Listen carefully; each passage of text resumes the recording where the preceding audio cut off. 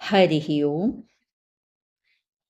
साधना पंचकम के प्रथम श्लोक में हमने देखा कि वेदों का नित्य अध्ययन करने से हमारे कर्म अनुष्ठान बन जाते हैं और जीवन में शास्त्र सम्मत कर्म का अनुष्ठान होने पर धीरे धीरे वैराग्य की वृत्ति जन्म लेती है। व्यक्ति की प्रवृत्ति से निवृत्ति की ओर गति होती है। उसको सांसारिक सुख की सीमा समझ में आने से उसका आकर्षण खत्म हो जाता है और फिर आत्म सुख की इच्छा प्रकट होती है। फिर व्यक्ति अपने निज स्वरूप में स्थित होने के लिए अपना घर भी छोड़ देता है।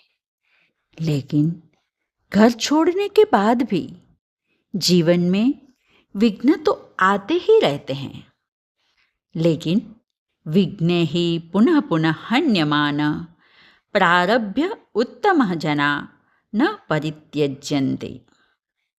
जो उत्तम साधक है वह विघ्नों को पार करके अपने जीवन को ऊर्ध्व दिशा में ले जाता है और अपनी साधना को आगे बढ़ाता है। साधना के दूसरे पड़ाव पर आचार्य शंकर कहते हैं, संग सत्सु विधीयतां भगवतो भक्तिर्दृढ़ा दीयतां शान्त्यादि परिचीयतां दृढ़तरं कर्माशु संत्यज्यतां सद्विद्वानुपसर्प्यतां प्रतिदिनं तत्पादुका सेव्यतां ब्रह्मैकाक्षरमर्थ्यतां श्रुतिशिरोर्वाक्यं समाकर्ण्यताम्। सत्पुरुषों का साथ करे, भगवान में दृढ़ भक्ति रखे, शांति आदि गुणों को बढ़ावे, सकाम कर्मों का त्याग करे, सत और विद्वान गुरु की शरण में रहे, प्रतिदिन उसकी पादुकाओं की सेवा करे, ब्रह्म के एकाक्षर नाम ओम का अर्थ चिंतन करे और वेदांत वाक्यों का श्रवण करे। ये 8 पड़ाव, 8 साधन आचार्य शंकर बताते हैं, जिसके बारे में हम थोड़ा चिंतन करें। पहला साधन है सत्पुरुषों का साथ करे।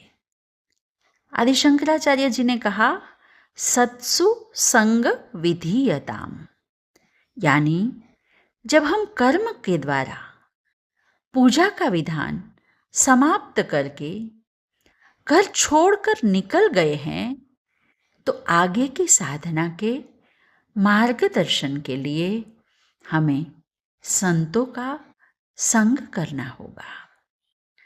संतों का संग करने से उनका ज्ञान हमारे अंदर अवतरित होने लगेगा।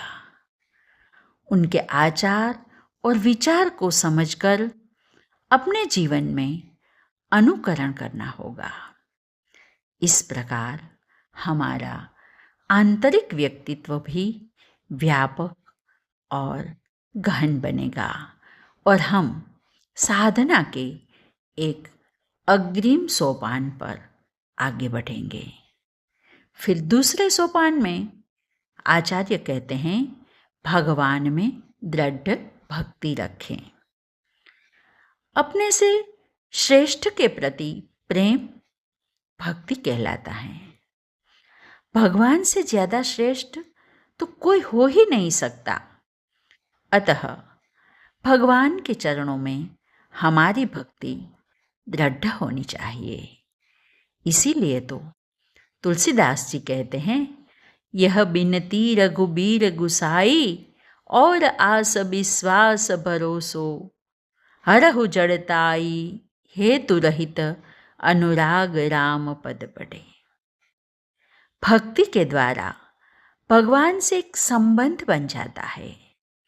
भगवान हमारी बात की प्रतिक्रिया देते हैं, उसका अनुभव हमें होने लगता है। भक्ति भावित होकर मन संतुलित, समन्वित और सशक्त बनता है। अतः जब हमारा परमात्म चिंतन अविरल गति से होने लगता है, तब हमारे और परमात्मा के बीच कोई नहीं आ सकता। तब हम कह सकते हैं, एक भरोसो एक बल, एक आस विश्वास। आज बस इतना ही। हरि ही।